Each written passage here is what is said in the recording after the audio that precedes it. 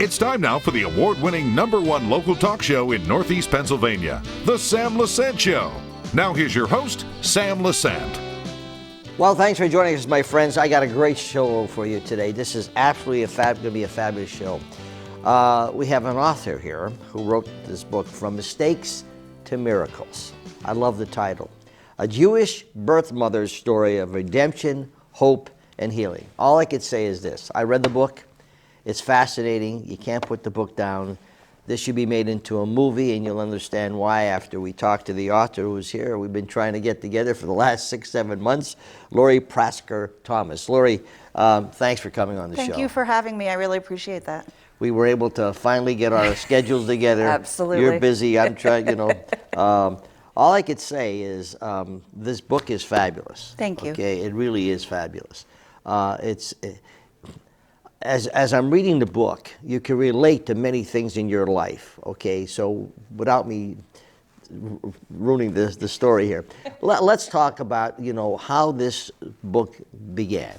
So the book, so many years ago, the book actually was originally just about my story of being a Jewish birth mother, but it morphed into something much, much bigger than that. It ended up talking about bullying and my being a survivor of suicide, trauma, and other health issues, and then ultimately culminating in me being a Jewish birth mother. So let's start from there and let's go from that story. So basically what happened at the very, very beginning was I had just moved back here from New York City.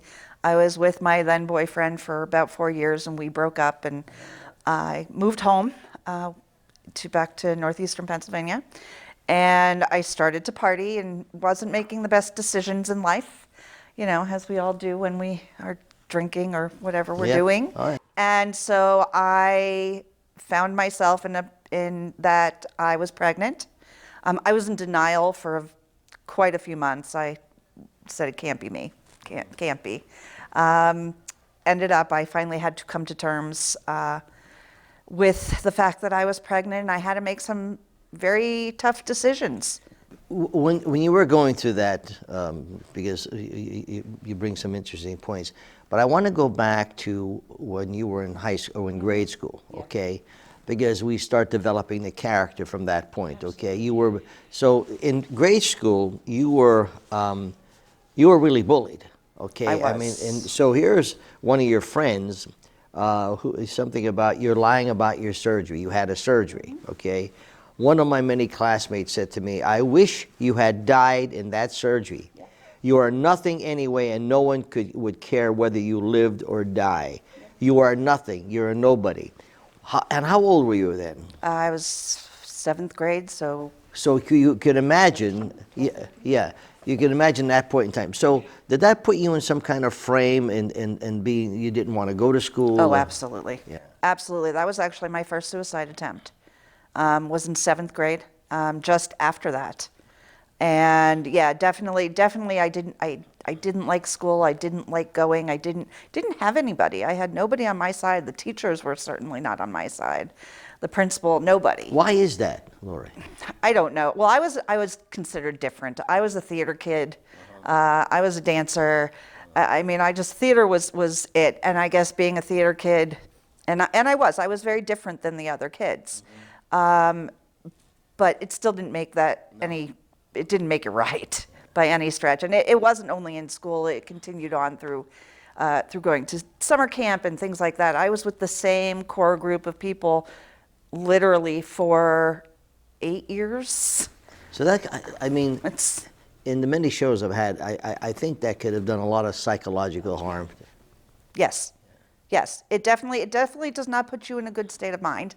I thought that when I graduated, from elementary school and moved into high school, I thought things would get a little bit better, and they did, because there was a totally different group of people. But even then, it definitely played on my mind, because I also found out much later that I have a learning disability. And what is that? So it's a form of dyslexia. I have an issue with comprehension and reading and writing. And that's why actually the book is written very specifically so that it is easy for people Oh, it's beautiful. to digest, so that it's not simple, but it's easier to read and easier to understand. It's written in a way that I can understand it myself. Well, then you can start seeing the pattern here, okay, what you went through. So were your parents aware that you were, and what, Yes. what were they? Very much so. My mother was probably one of my best advocates. So all during school, I was told that I was stupid. I was stupid, I was dumb, not only by the kids, but by the teachers and the principal. You're kidding me. No, I am not kidding you.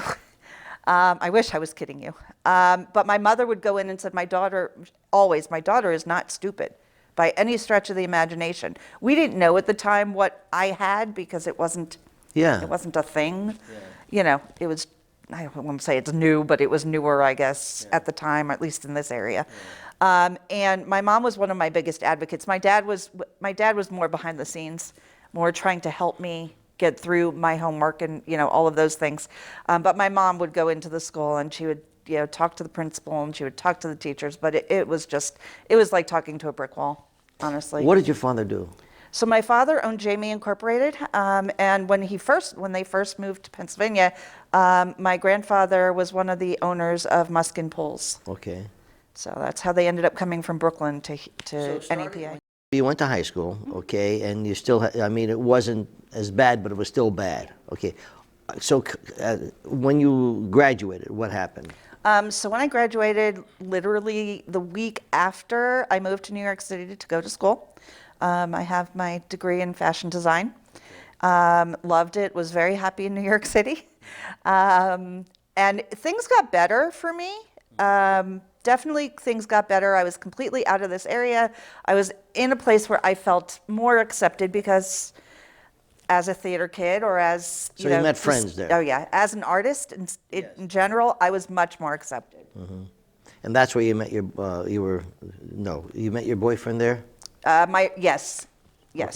Okay, so from that point, when you were going to partying, were you partying in New York? We would go out. You got pregnant in New York? No. Oh, okay. No, I had left. So my boyfriend and I were together for 4 years. It come to find out much later, I realized that I was in a very mentally abusive. No kidding. Yes, I didn't know it at the time. I thought it was just normal. Yeah. But I realized that it was not a healthy relationship. So probably the best thing that happened was that we split. But because of that, when I came home, again, I was not making good decisions. I didn't know what to do. I didn't know what to do. I didn't know where to go. Were you living with your mom? I was living with my parents. I moved home because I didn't have anything in New York in my name. I didn't own the apartment. I didn't, and I had nowhere to be. So I decided to move home. And my parents were always welcoming, and that I'm very grateful for. They were always very supportive, maybe too much so sometimes, but. You can never give enough love as a mother. No, absolutely. I've been told they enabled me, and did they? Yes, 110%. Well, you needed it. But you needed it. They were there for me. No ifs, ands, or buts about it. So you got pregnant. So I got pregnant. So I came here. I was working, but then I was partying, and I found myself pregnant at that point. Did not know who the father was. Again, not making the best decisions at 2 or 3 in the morning after how much I was drinking. Sure, yeah. And found out I was pregnant, and at that point I had some tough decisions to make. Yeah. You say here, getting an abortion, you thought about the abortion. I did. Okay. Getting an abortion will erase all the shame. The shame from conceiving a baby with a complete stranger, okay? The shame of being unable right now to raise the baby I conceived, the shame that will come from my family finding out, okay? Those were difficult decisions. Very difficult decisions, and ones that I had to make on my own with no support. My parents didn't know. They didn't know you were pregnant? They did not know I was pregnant. I hid it for as long as I possibly could. And it was a decision that there were many decisions that I had to make, but I needed to, when I finally came to terms of my pregnancy, I needed to figure out, was I going to have an abortion? Because it was very much a thought, and I am a firm believer in every woman has the right to decide what they do. And I actually went to Planned Parenthood, was ready to, was sitting in the in the area, in the area, filling out the paperwork, and realized that that was not the right decision for me. And I love this. Although I wanted to erase my shame, I knew I could not bear to do it at the expense of the tiny baby growing inside me. I was and always have been pro-choice. However, being pro-choice did not equal wanting to abort. I realized this as I was sitting at the clinic. Tears continued to fall on the paper. This is not for me, I can't do it. So what at that point decide what you decided? So at that point I decided, I knew that I was going to not have the abortion, but I didn't know what I was going to do. I didn't know if I could raise a child on my own. How old were especially in you? the 24, 25. I didn't know if I could emotionally handle, because I couldn't deal with my own issues. How was I going to raise a child? I then, luckily, I had an old boss who was looking for a secretary, and I left the area and moved to Florida. My parents, again, nobody knew that I was pregnant at that point. Wow. And I left because I didn't want to bring shame to my family. And that's kind of where it's not only in the Jewish realm of things, but I talk about it from a Jewish standpoint. Yes, you do. Yeah. I didn't want to bring shame to my family because I was an unwed single mother. To sidetrack a little bit, do the Jewish mothers still feel the same way if their daughters got pregnant and they had a baby? It depends on the family. It does, right? It's really individual. Because I know you mentioned here about the mothers and the shame, and it really depends on the family, but some do, some don't. I can't make a Well, generalization The there. good thing is you decided to have the baby. I did. Okay, all right. So when you went to Florida, now this interesting things happened in Florida. I'm telling you, this is a fabulous book. I'm going to take a break right now. I mean, I don't know if we'll get through. You need a 2-hour show. From mistakes to miracles, a Jewish birth mother's story of redemption, hope, and healing. Well, let me tell you, my friends, this girl went through a lot. We'll be back right after this. Welcome back to the Sam Lesante Show, folks. Remember, 24/7, ssptv.com. You can watch all of our local neighborhood programs. Appreciate the fact that you made this show, the Sam Lesante Show, the #1 talk show in northeastern Pennsylvania. That's from the Susquehanna Polling and Research, a scientific poll. They are the #1 polling company in the United States. I did not know that. Remember, Comcast 190, you can watch us from 7 to 11 every day. Channel 92 in the Wilkes-Barre Mountaintop, the Kingston area, every Saturday and Sunday from 7 to 11. And of course, 24/7 on Service Electric Cablevision, 13 in our HD channel.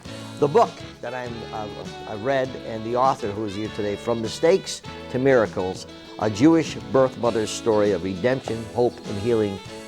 This should be made a movie. I'm telling you, it's interesting, and the author's here, Lori Prashker-Thomas. So you're in Florida. Your parents do not know you're having a baby. You have the baby. What happens? So once I got to Florida, I had already made my decision that I was going to place this child for adoption. I knew that I could raise this child financially, but emotionally and mentally, I did not think that I could do that. And I didn't want to place them, I didn't know it was a girl at the time, but I didn't want to place them in any danger, honestly. So once I got to Florida, I proceeded to figure out my next plan of placing my daughter for adoption. I ended up going, there was no Google at the time because Google didn't happen until 1997. So I literally took out the yellow pages and picked the ad with that was the biggest, and went through a private adoption process, which has its own unique set of What was your things. experience? My experience was not great. I had an attorney who, in my opinion, and this is my opinion alone, there were some unethical things that were happening. Didn't realize it at the time until after the fact. But So let me fill the audience in. Yes. What happened was you went to the attorney. They promised you certain things, that they would give you a family, and that they would someone who would really take care of your child. And then some problems developed that, they promise you certain things, but you were able to see the child from, how was that? No, what happened was, so once I gave birth, so before that, I had actually picked the family. I wanted an open adoption. That was something that was very, very important to me.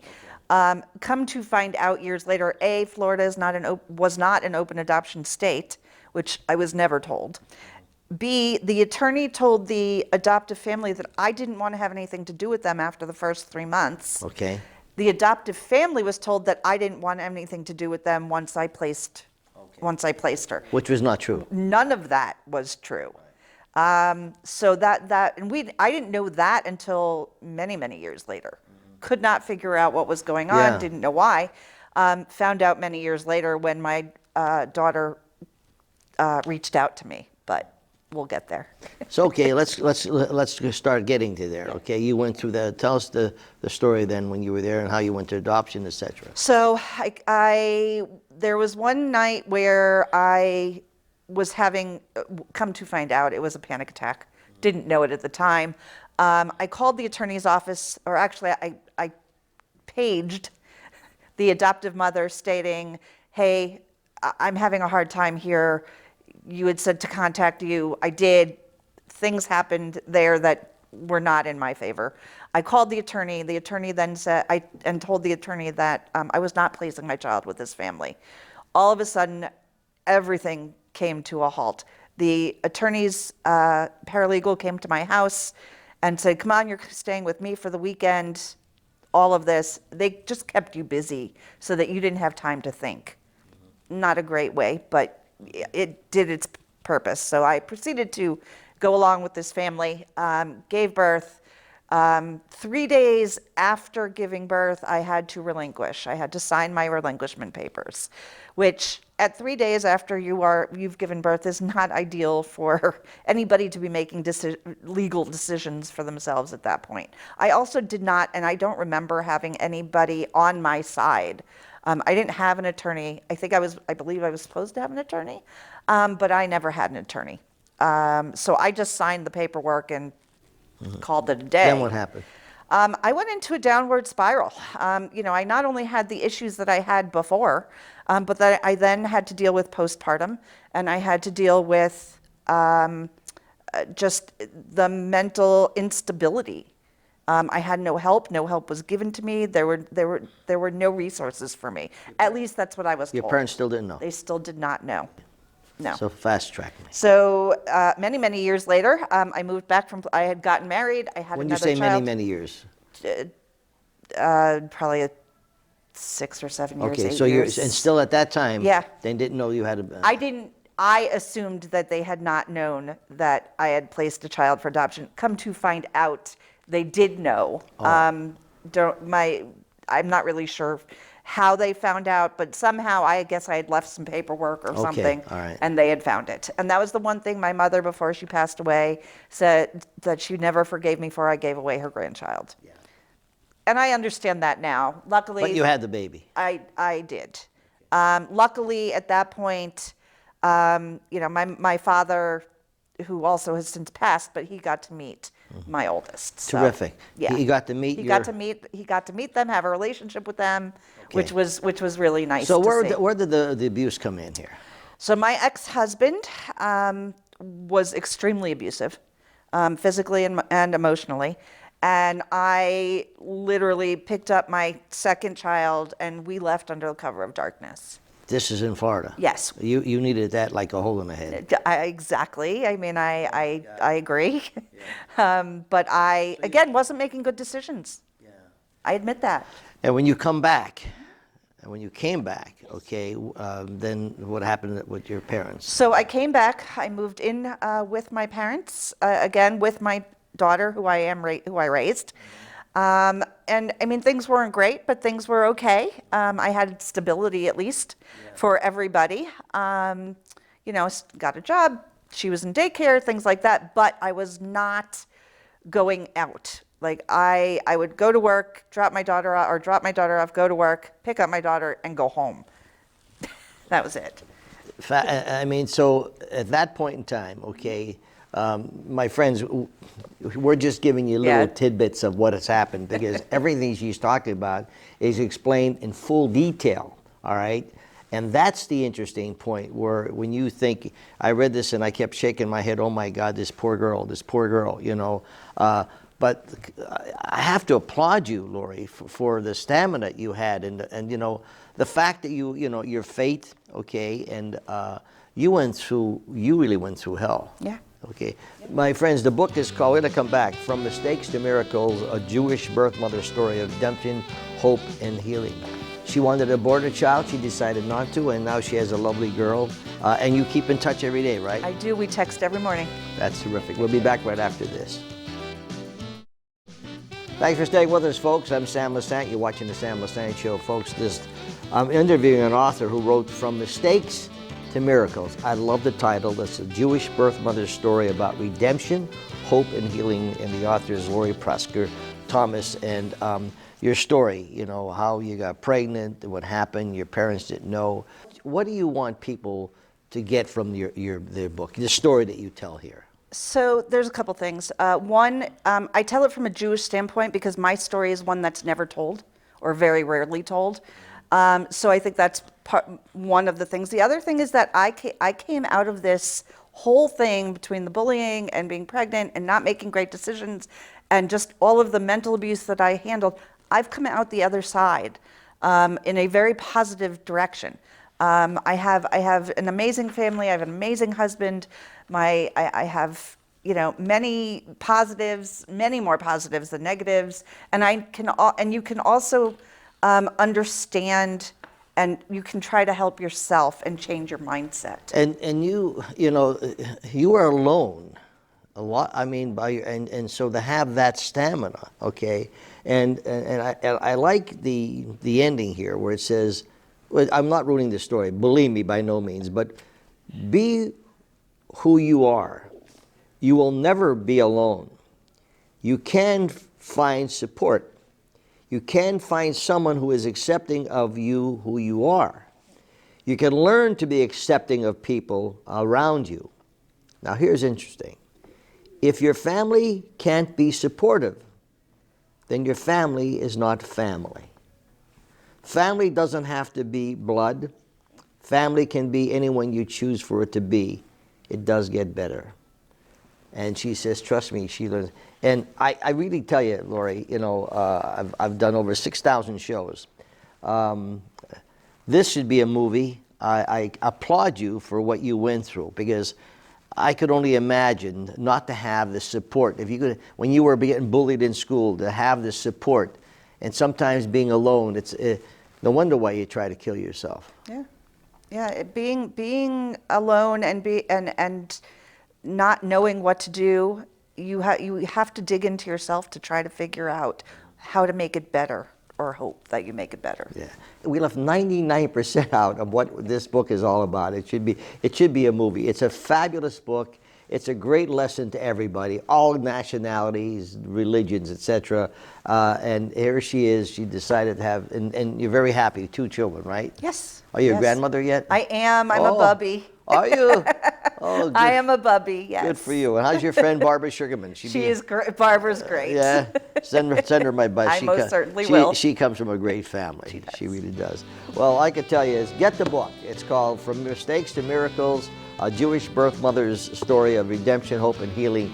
You know, we may have to have a part 2 to this show. I mean, I just want you to know that there's so much good stuff in here. It was very refreshing for me to read. We'll see you next time.